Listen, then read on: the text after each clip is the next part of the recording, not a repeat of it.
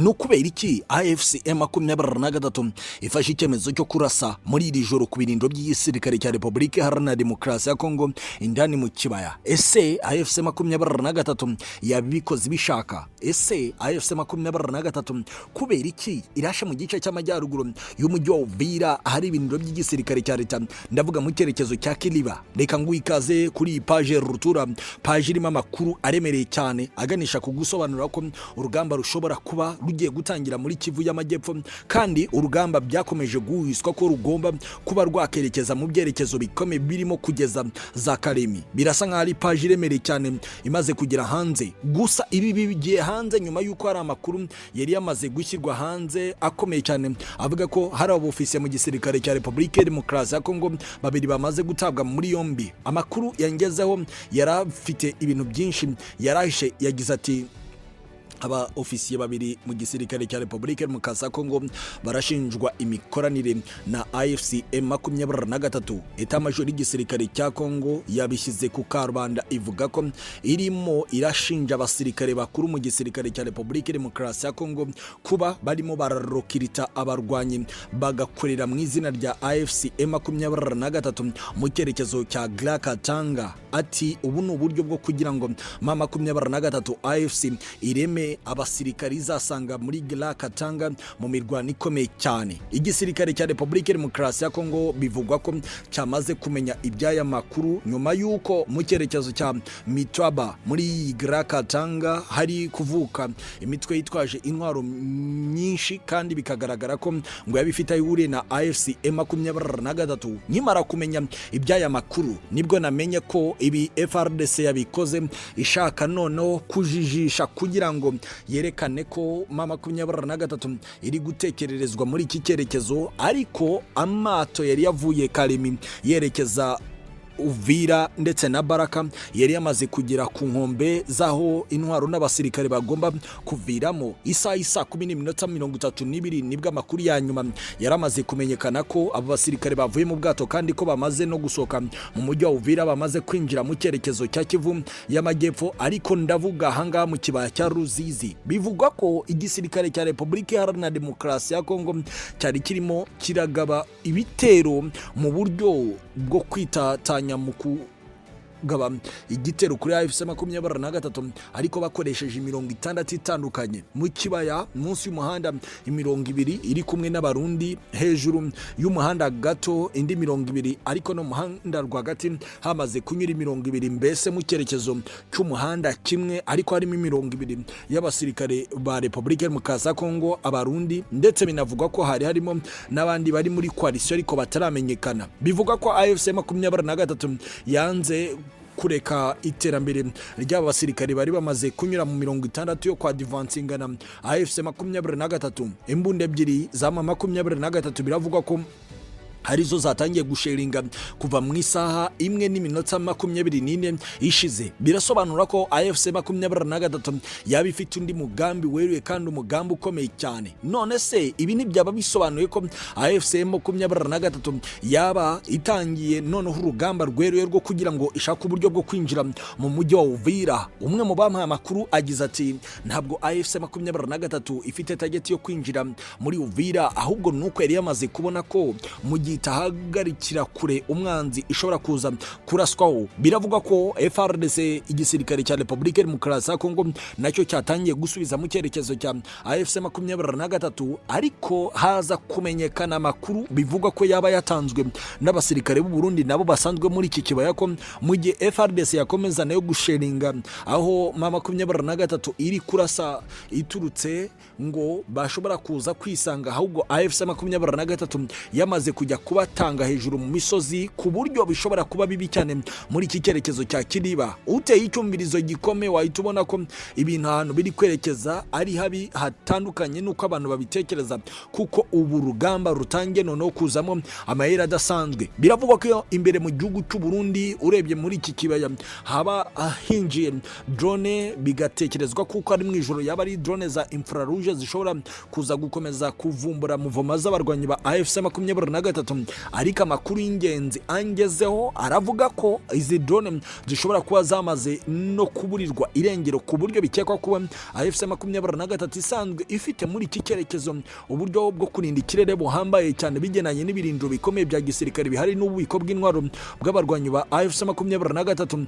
zishobora kuba zimaze guhanurwa ariko zitarashwe, ahubwo zigahanurwa mu buryo bwo kuyobywa, nk'uko amakuru y'ingenzi akomeje kugera hanze akomeza kubisobanura. Birasa nkaho ari page zikomeye kandi page zo mu rwego rwo hejuru zitangiye kugera hanze. None se izi nyeshyamba za AFC 23 nk'uko igitangazamakuru Madogazeta cyabyanditse kare, birashoboka ko byaba ari uburyo bwo kugira ngo bahindure icyerekezo cy'urugamba, bakaba baravuye mu bice bitandukanye muri Kivu y'Amajyaruguru none bakaba batangiye no gufungura urugamba rukomeye muri Kivu y'Amajyepfo. Birashoboka ko yari page ikomeye cyane. Gusa ku rundi ruhande, umwe mu barwanyi bakomeye ba AFC 23 yari yanditse ku rukuta rwe rwa X, ariyo yahoze ari Twitter, amagambo akomeye cyane. Yavuze ati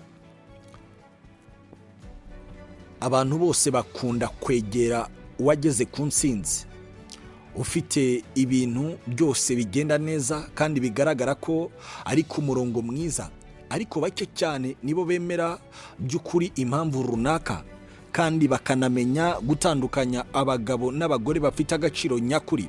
Abo nibo bafite icyerekezo nyacyo, abandi bose mujye mubitondera. Uyu muntu mvuga ni Bertrand Bisimwa, perezida wa M23. Uyu kubera iki yanditse aya magambo akomeye cyane? None se birashoboka ko AFC 23 ishobora kuba iri kwegerwa kubera ibyo yakoze, ariko abayegera benshi bakaba tumva impamvu irwana?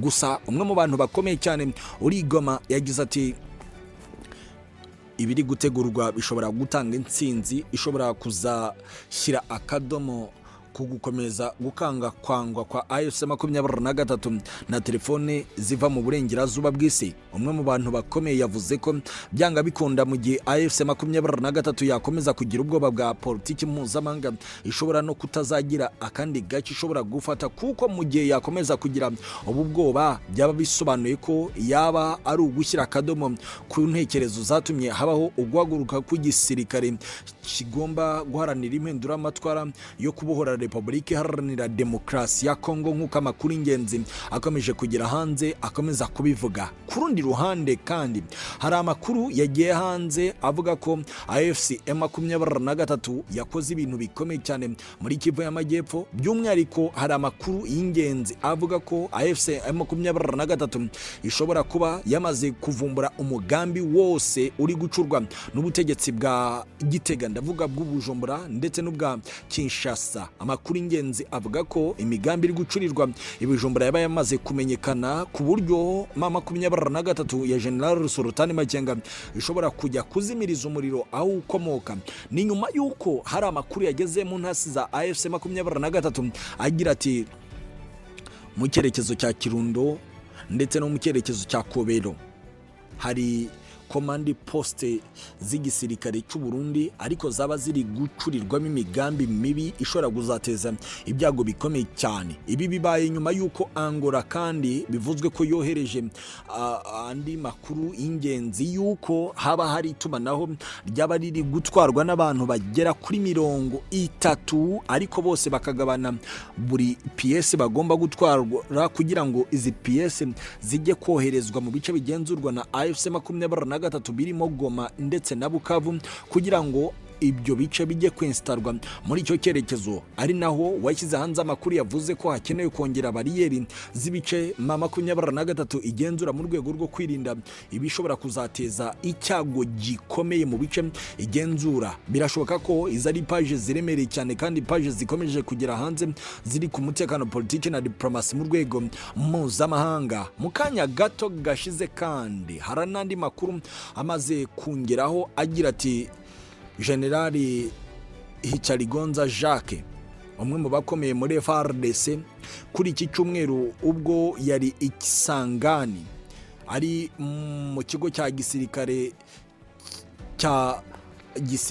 cya General Bauma, yavuze amagambo akomeye cyane arimo kugaragaza neza ko byanga bikunda hari umugambi uri inyuma kandi ukomeye wo kwadivansinga amwe mu makuru y'ingenzi yavugiwe muri iki kigo cya gisirikare n'uyu mujenerali Jacques Yves Ncharigonza. Biragaragara ko hari ikintu gishobora kuba kiri gutegurirwa Ikisangani. Uwampaye amakuru yeru yagira ati ubwo yageraga ku kibuga cy'indege cya Bangkok, Generali Ncharigonza yerekeje ku kigo cya gisirikare cya Generali Bahuma aho batoreza abasirikare. Bivugwa ko uyu nguyu yavuze amagambo akomeye cyane, ariko asa nk'ugaruka ku barwanyi bo mu mutwe wa FDLR nko kujijisha cyane, aho yavuze amagambo akomeye agira ati byaba ku bushake cyangwa ku ngufu bagomba gutanga intwaro zabo, ntidukeneye amaraso, bagomba kwitanga kugira ngo basubizwe mu gihugu cyabo cy'u Rwanda. Aha siho hantu bakwiye muri Congo. Ibi uyu Jacques Yves Ncharigonza, uyu mujenerali mu gisirikare cya Congo, yabibwiraga aho umutwe wa FDLR. Gusa birashoboka ko yaba ari faze ngo ya mbere yo kugira ngo habeho ngo buryo bwo gusenya FDLR, ariko biravugwa ko ari uburyo bwo kwiyererutsa cyane. Generali Yves Jacques Ncharigonza yasobanuye ko hari operation zamaze gutangizwa zo kugira ngo habeho ukubahanga amasezerano ya Washington ari hagati y'u Rwanda na Repubulika Iharanira Demokarasi ya Congo. Yewe uyu Generali Ncharigonza wa FARDC hari naho yageze mu mbwirwaruhame avuga amagambo akarishya ati byaremejwe, iki ni igikorwa kirimo gukurikiranwa na buri wese ndetse no mu miryango mpuzamahanga. Iki ni igikorwa kizakurikiranwa kugeza igihe tuzabasubiriza iwabo. Generali Ncharigonza yasubije icyizere ku mutekano ngo mu gihe FDLR zaba zamaze gutsinsurwa. Ariko ibi nubwo ari kubivuga, abarwanyi ba FDLR bari muri coalition ya FARDC mu bikorwa bitandukanye. Umunyamakuru Gaston Mukendi w'ikinyamakuru Actualité.cd hari naho yageze arerura nawe avuga ibyo yabonye muri iki kigo cya gisirikare. Ati dufite amakuru bataye 3 zimaze kwitegura iki gikorwa cyo kujya guhiga FDLR zizava Ikisangani mu gihe cya vuba. Byongeye kandi Generali Jacques Ncharigonza yayoboye inama y'ubuyobozi mu gace ka gatatu ka gisirikare kasanzwe kayobowe na General Major Abdallah Nyembo. Yahaye amabwiriza abayobozi b'imitwe minini kubijyanye n'amahoro n'umutekano muri ako gace, ndavuga akarere ka gatatu k'igisirikare cya Repubulika mu Congo, kugira ngo asoze umunsi we. Yanahuye n'abayobozi bo mu kigo cya gisirikare cya Kisangani kugira ngo baganire ku bibazo by'umutekano. Kubera iki Repubulika Demokarasi ya Congo isa nkaho ishaka gukoma rutenderi, ariko ari uburyo bwo kujijisha? Ese amasezerano ya Washington FARDC isabwa gusenya FDLR bizashoboka? Kandi FDLR iri mu bayobozi bakuru mu gisirikare cya Repubulika Iharanira Demokarasi ya Congo. Aha ni Kisangani twari duteye amatako. Ariko kandi nyuma y'imirwano yumvikanye muri Osobanyungu mu murenge umwe mu yikomeye muri territoire ya Masisi, ku mirwano yabaye hagati ya AFC 23 ya General Sultan Makenga n'abari muri coalition biganjemo Wazarendo na FARDC. Biravuga ko no muri iri joro hatangiye kumvikana ukuniha kw'imbunda ziremereye cyane muri iki cyerekezo. Ni byinshi cyane bikomeye, reka mbashimire mbivuriza ikaze ku zindi page rutura zikomeye ku mutekano, politiki na diplomasi mu rwego mpuzamahanga. Santene sana. Hejuru y'ikirere cya Bukavu, umurwa mukuru wa Kivu y'Amajyepfo, hamaze kunyura indege ebyiri zo mu bwoko bwa Su-30. Amakuru ingenzi akavuga ko izi ndege zaba ari igisirikare kirwanira mu kirere cyangora, ariko zari mu butumburuke bwo hejuru cyane. Ushingiye ku makuru ingenzi asohoka muri iki cyerekezo akomeza kubivuga. Kubera iki izi ndege zangora zitangiye kwinjira mu bice bigenzurwa na AFC M23? Hari amakuru ingenzi avuga ko izi ndege zaturukaga mu kirere cy'u Burundi zizamukira hejuru ya Kamanyora, Nyangezi, zinyura hejuru ya Bukavu zerekeza mu mashyamba y'inzitane ya Parike Nationale Kahuzu-Biega, ariko zikomeza mu cyerekezo cya Walikare ukomeza werekeza za Kisangani. Amakuru ingenzi akavuga ko haba hari ibitero byo mu kirere byaba bigiye gukorwa, ariko hari n'andi makuru nshaka kuza kukubwira kuri izi ndege ebyiri za Su-30 z'igisirikare cyangora. Kubera kuki se ibi biri kuba mu gihe AFC 23 yo iri gusubiza inyuma abasirikare? Mbere yuko ngaruka kuri iyo page irimo amakuru butasi amaze kugera hanze, mbere yuko ndaza no kubinjiza mu kibaya cya Ruzizi mu mujyi wa Uvira, mbere yuko ndaza kubinjiza mu mirwano irimo gukorerwa mu buryo bw'ikoranabuhanga mu bice by'umurwa mukuru wa Kivu y'Amajyaruguru Goma, aho bivuga ko hari ibitero by'ikoranabuhanga byatangiye kwataka ofisi za AFC 23. Reka manze nkwinjize muri teritwari ya Masisi, n'ubundi naho ni muri Kivu y'Amajyaruguru. Amakuru ingenzi agira ati kuri iki cyumweru itariki 29 haravugwa rwose imirwano ikaze yo mu rwego rwo hejuru muri teritwari ya Masisi hagati ya AFC 23 n'abari muri coalition y'ingabo za Repubulika Iharanira Demokarasi ya Congo. Amakuru aturuka mu nzego zitandukanye zo muri ibyo byerekezo avuga ko imirwano yatangiye mu gitondo cya kare hagana saa moya, ubw'inyeshyamba za AFC 23 zatangizaga ibitero bikomeye cyane ku birindiro bya Wazarendo ndetse na Hibu Special Force biherereye mu bice bya Kazinga na Ngululu. Utu duce twombi bivugwa ko twafashwe na Wazarendo mu byumweru bike bishize, ari nabwo ingabo za leta zirimo Hibu Special Force zazaga gutanga umusada kugira ngo barusheho kubicungira umutekano. Gusa kuri ubu intandaro y'iyi mirwano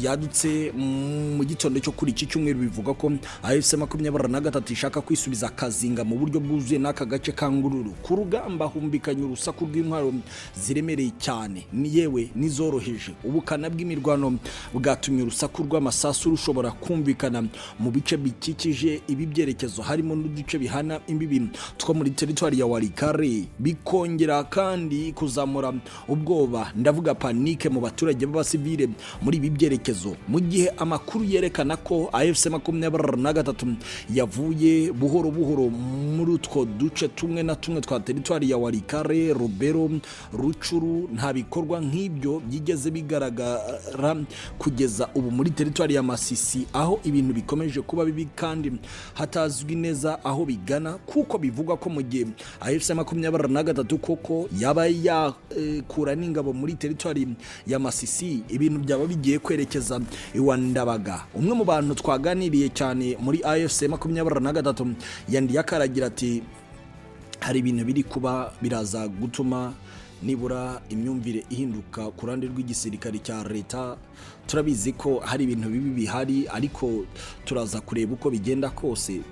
Kuva twamaze no kumenya ko hari amakuru ashobora kuza gutuma ingabo za leta zisohoka no mu bice bya teritwari ya Nyiragongo, yaba Kibumba, Kabuhanga, ibintu bishobora kuza gufata ikindi cyerekezo gishya cy'urugamba, ku buryo dushobora no kuba twahindura direction y'urugamba ikerekeza mu kindi cyerekezo.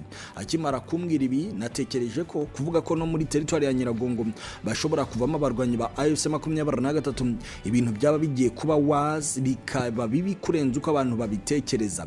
Gusa umwe mu bantu bampaye amakuru muri FARDC yavuze ibintu bitatu nabashije kubona ko bishobora kuba bihishe ikindi kintu gikomeye cyane. Yambwiye ati dufite umugambi wo gufata Bukavu na Goma mu gihe gito gisigaye, kandi biraza gukunda. Icyo ari cyo cyose gikenewe kugerwaho kugira ngo tujye mu bice bigenzurwa n'umwanzi biraza gukorwa.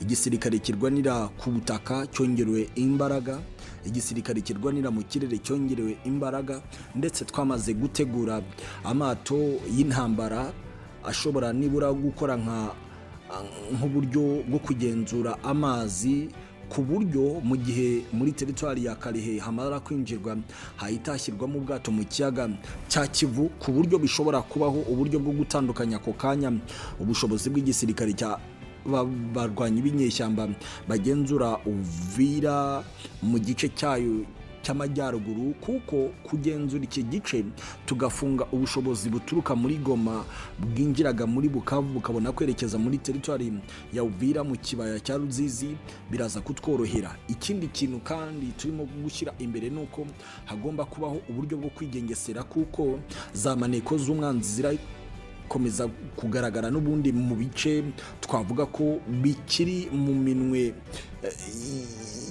inyeshyamba mu buryo bw'ubutasi kugira ngo babe batanga amakuru. Ibyo natwe tugomba kubikora tubanje kohereza za maneko. Aya ni amakuru y'ingenzi kandi amakuru akomeye cyane amaze kugera hanze. None se ko ibintu bisaba kwitonda, niki kiraza gukurikira? Amakuru y'ingenzi yavuye muri FARDC agira ati ntago abasirikare bacu bahita binjira mu bice inyeshyamba ziri kurekura uko bishakiye, kubera ko tutizeye umutekano wabo, kandi umutekano wabo niyo ndorerwamo ya buri kimwe cyose. Birasa nkaho ari page ziremereye cyane kandi page zikomeye zikomeje kugaragaza ko urugamba rwa Repubulika Iharanira Demokarasi ya Congo rutangiye kwerekeza habi cyane. Gusa ku rundi ruhande nagerageje gutera icyumvirizo gihambaye indani mu kibaya cya Ruzizi, namenye ko ubu ho imirwano iri gukocoranya impande zombi. Ntabwo igisirikare cy'u Burundi twavuga ko kitandukanije n'imirwano yabereye mu kibaya mu gitondo cyo kuri iki cyumweru, yewe kugeza amasaha y'isa 9:40, ariko amakuru ingenzi aravuga ko FARDC yo isa nk'iyamaze gusohoka muri icyo cyerekezo. Buretse ibi biri kuvugwa ko abasirikare ba Repubulika Iharanira Demokarasi ya Congo barimo barakorera uburyo bwa komandoma i Burundi aho kugira ngo bakorere muri Uvira. Ibigaragara ko n'abayobozi ba FARDC bafite ubwoba bw'uko bashobora gucungira umutekano indani muri Uvira, kuko bigaragara ko uko abanyapolitiki barimo Jean-Jacques Paulus guverineri n'abayobozi ba gisirikare bari gukorera indani mu gihugu cy'u Burundi aho gukorera muri Uvira, hashobora kuba nabo babona ko mu gihe ko iki kibaya gishobora gukomeza kwinjiramo ingufu zihambaye AFC 23 iraza kwirwanaho, ibigaragaza ko urugamba rugiye guhindura isura. Reka nkubwire ko kandi hari amakuru avuga ko hari ubwato buri gupakirwa abasirikare n'intwaro ku cyambu cya Kalemi muri Tanganyika, ku buryo umusada bari gutekerezwa kugiye kuzanwa Baraka cyangwa se Uvira kugira ngo n'ubundi winjire ku mirongo y'imbere y'urugamba nk'uko amakuru